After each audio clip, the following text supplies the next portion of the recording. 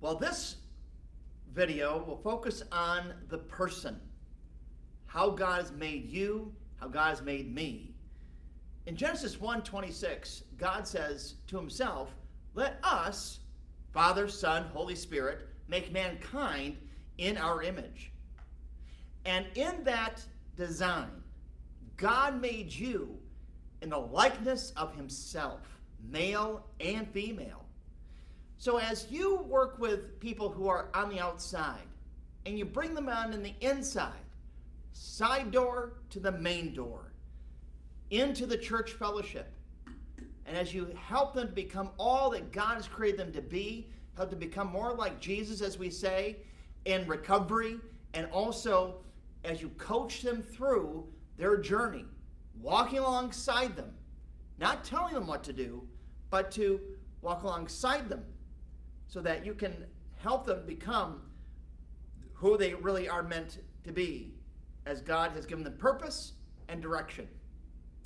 This comes in the form of understanding temperament.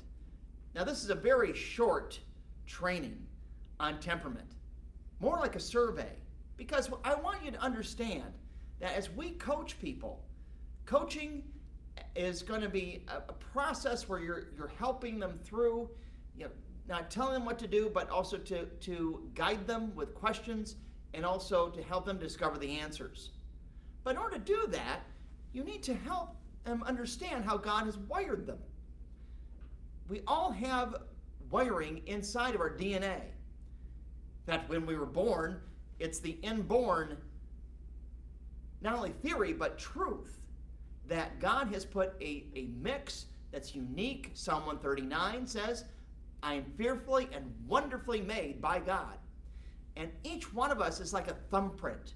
Each thumbprint is unique. My thumbprint is not like your thumbprint. In fact, there's no other thumbprint of mine that's anywhere else in the world. Same as yours. The same goes for temperament. And there are 5 sentences that I want to explain how we can understand temperament, because there are 5 temperaments we need to understand. And that has to do, of course, with the extrovert and the introvert, the outside and the inside, from the inside out to the outside in. And this takes on more detail where you probably already understand extrovert, introvert. You understand behavior as far as how people are they're more staid and they're more into themselves, as opposed to being very extrovert and they need people. Well, the 5 sentences I'm going to be giving you will give you a good tool to get the cues, to hopefully understand best of what's going on with Tom or Sue, or with anyone you are working with. So let's look at the 5 sentences, shall we? 5 sentences are these. I want it.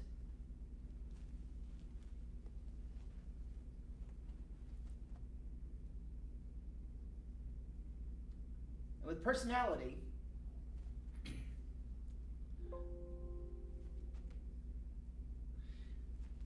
there's personality and temperament. And the 5 sentences will tell us about personality and temperament together. Personality, I'm going to say something about that actually. With personality has to do with behavior. Temperament has to do with the hot wiring that God's put inside of you. So for example, I can behave outside of the wiring God has put inside of me.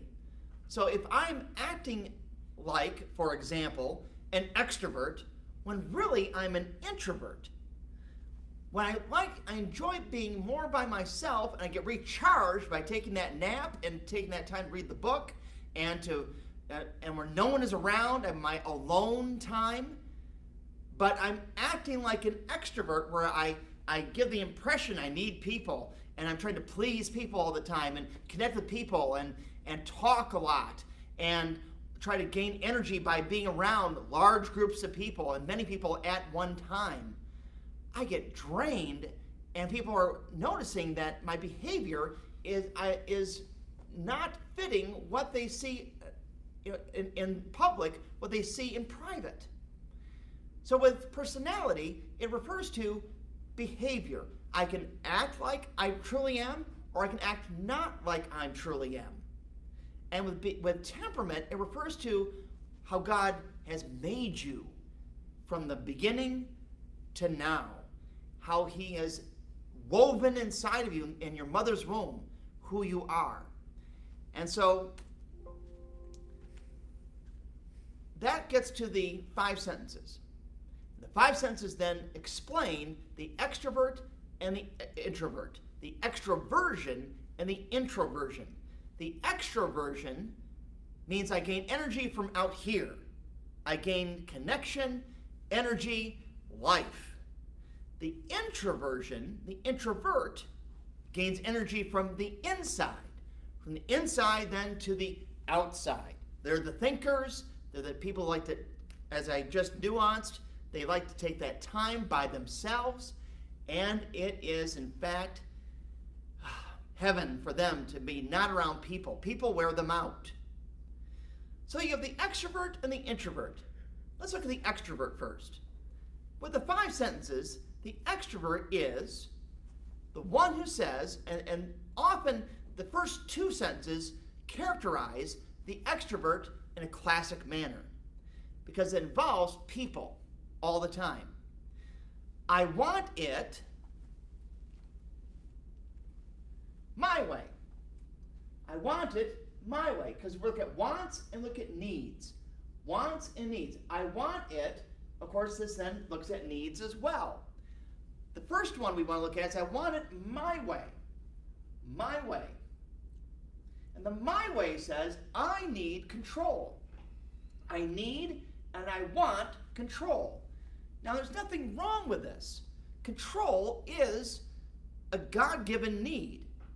Now, we always say, spiritually speaking, and of course, in reality, God is always in control. True.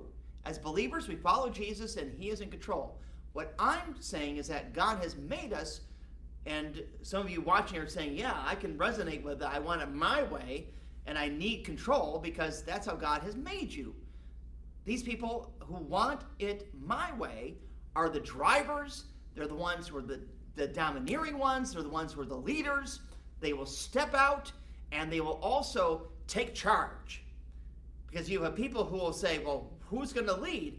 Where are we going to go? What's going on?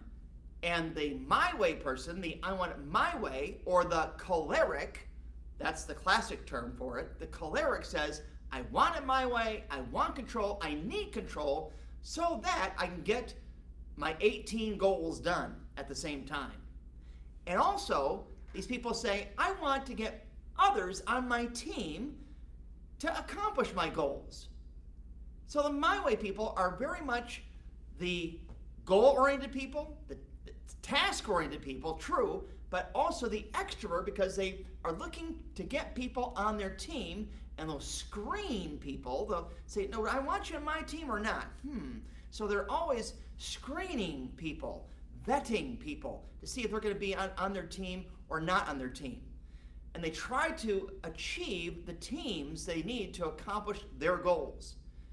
Now, on the weak side, the weaknesses of the my way person is that they tend to people use and tend to motivate with anger because sometimes people don't do what they want, of course.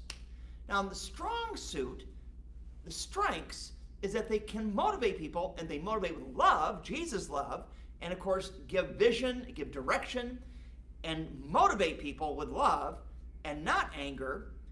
Then the team can then move forward in accomplishing the goal. And you see this not only in the corporate world, you not only see this in organizations and also teamwork when it comes to doing work together, but also in families too. Whether it be mom or the dad, or the siblings, if they're on a mission, often this gives you the cue, yes, I got to get this done. Yes, we've got these things to do, and I'm on a schedule, and I'm driven, and quite often this then tells you that it's the my way wiring inside of the person. They want it my way, and therefore get out of my way at times. And that's, of course, how we look at Scripture, too. We can see that in Scripture, you had the my way people, much like King David, much like also Paul in some ways. He was my way. Paul was also the right way, but I'll get to that in a minute. And you have these people who are leaders, they're drivers, and God puts them in those places of leadership, whether it be in the family or in the work or in just community groups, to lead and to get things done my way. The next one is, I want it the fun way or the relational way. Now, the fun way or the relational way is the sanguine. So they got the cleric who says, I want it my way, and you have the sanguine who says, I want it the relational way or the fun way. And if it's not fun, well, then why not? It's always has to be fun. If it's not fun, then it's boring and not interesting. This is the only temperament, the only sentence out of the 5 that is misunderstood and also that is relational to begin with, as opposed to being task-oriented. Relational over task. And so the fun way people, the relational people, they talk in order to think all the time. And if they're talking, they're thinking quite often, if no one is around. Or they're talking to connect with someone else. Now, coming back to the talking and thinking, it's because they're trying to figure something out, and they might get to an understanding or they may not. There's talking or to process. As well as they don't like time clocks, they don't like deadlines, they would rather focus on the relationship rather than the schedule, and they're highly relational. And they're more about that relationship rather than the task, so that if you're saying, well, if the choleric comes in, the my way person comes in, for example, and says, well, why aren't you done with number 5 in the process, or number 6 or 7? We got to hit number 10 by 10 o'clock tonight. And the fun way person, the relational person, says, well, we're having a good time drinking tea together or coffee. I'm getting to know Tom here or Sue. And Tom and Sue, they're just wonderful people. Let me tell you all about it. And they want to tell stories, and they're misunderstood by other temperaments because they want to connect through relational gifts, the relational wiring that God has put in them. And at the same time, their strengths is that they can talk about anything with or without information for a long period of time. And the strength there, though, is that they can connect people with other people. And especially as the my way person is trying to get things done with groups and people and relationships, as well as a task and another task and another task, they begin to see that they need the fun way people to connect people together and to keep things moving forward relationally. Well, that's the relational way. Extrovert. And the extrovert, the fun way person, the relational person, they get energy from people. They love being around people. And if they're not around people, they get stressed out, and they need to go out and change the scenery, get with some people. They need to always have a sense that people are around them, like getting on the internet and watching a video, or of course going to the coffee shop or the tea room and being around people. That's a big need. So with the my way person, they need people and gain energy from people by getting their program done. The relationship people, the fun way people, are just about relationships and connecting people overall. Extroverts. Energy from outside coming inside. So as you work with people, as you are coming alongside of people, as you rescue them from sex trafficking, or as you rescue them from addiction or what have you, and bring them into the church, if they talk a lot or they tend to, if you recognize leadership gifts often that involve getting goals done, the my way and the fun way, relational way, probably are pretty accurate. And you can ask them that question. So answer this for me. Say to them, do you want it my way or do you want it the fun way? or the relational way, and see which one sentence resonates with them. Now let's turn our attention to the introvert. Introversion, from the inside to the outside. They gain their energy from the inside. Their whole world is inside of them, inside their head, from here to here. And they are thinkers, and people, opposite the extroverts, people stress them out. Too much time with people, can't handle it. Now, as you can probably tell, the fun way people and the my way people, they are high energy people. The energy level is off the chart half the time. They always got to be going. Now, the introverts are the low energy people. They'll give enough energy and then they need to crash, take a rest. Then they come back to it. They're task oriented, and again, the energy comes from within. So it takes a lot that we don't see from inside to come to the outside. Okay, the sentences for the introvert. I want it the peaceful way. I want it the peaceful way. And the peaceful way is related to the term phlegmatic. Now, the Greeks got the term phlegmatic from the term phlegm, as if, how the phlegm inside of your throat tends to sit there. Well, in the same way, the peaceful way person, they tend to observe first and then respond. If you talk at a person who is dominant in the peaceful way, and they're just looking at you, observing, not saying much at first, they're simply just observing. It's not personal or that they're not there. It's just that they need to take it all in first and then talk to you, respond. They're also good relators. The peaceful person is great with 2 people at a time or 3, but not with big groups. That can be very overwhelming. Why? Because the peaceful person says, I want it the peaceful way so I can achieve peace at all costs. Now, these people are very even-keeled, very balanced overall, and they not a lot excites them. They look like kind of a bump on a log, as we say, just kind of sitting there, just observing, hanging out. Everything is fine. Everything is even-keeled. Not a lot of excitement. But they'll relate with you. They'll talk to you. They'll listen for a moment, and they'll talk with you again. Peace. That's the mantra. I want peace, says the peaceful person. The phlegmatic. And as you can tell, again, it's that introversion. They need that peace so that their inside world can be at peace. And often, if you have people who use a lot of dry humor, these people will say, "Ooh, nice hat you got on there. Huh." Or maybe they'll say, "Well, you decided to show up, huh?"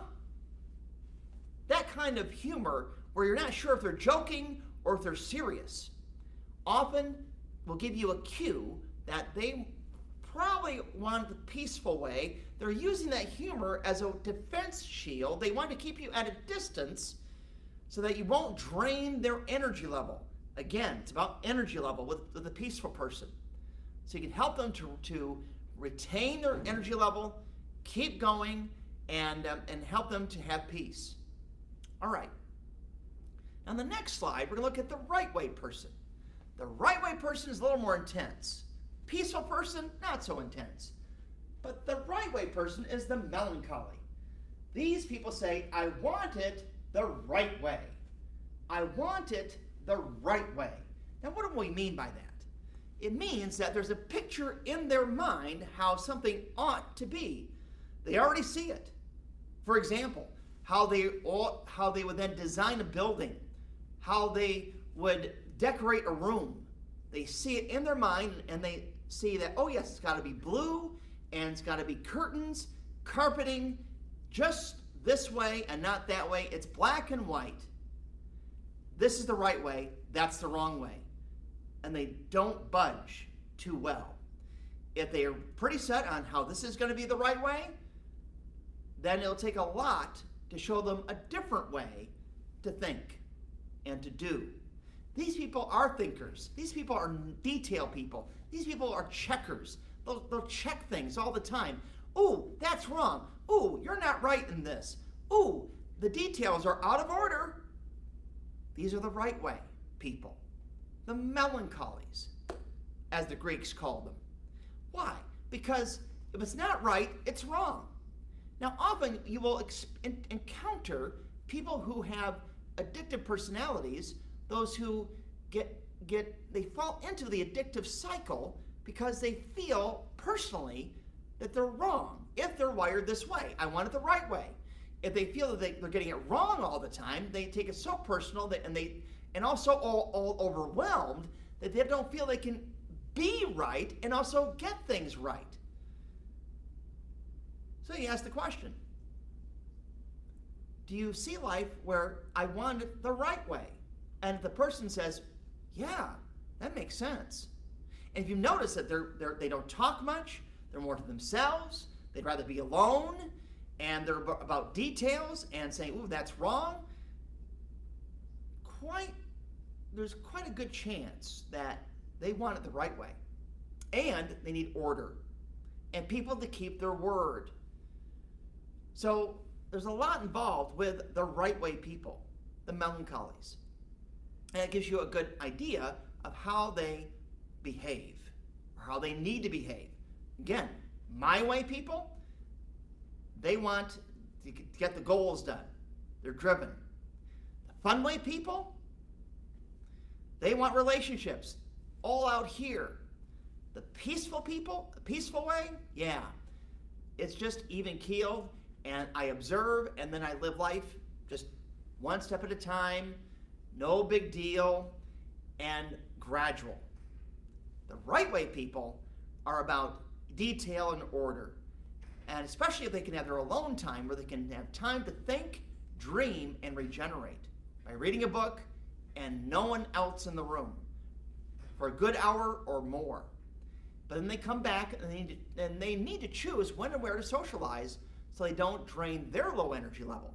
Because the right way people also have a low energy level, and they need to balance that so they can then get things right and not be wrong. Now, there's a fifth temperament that the National Christian Counselors Association here in the USA did research on.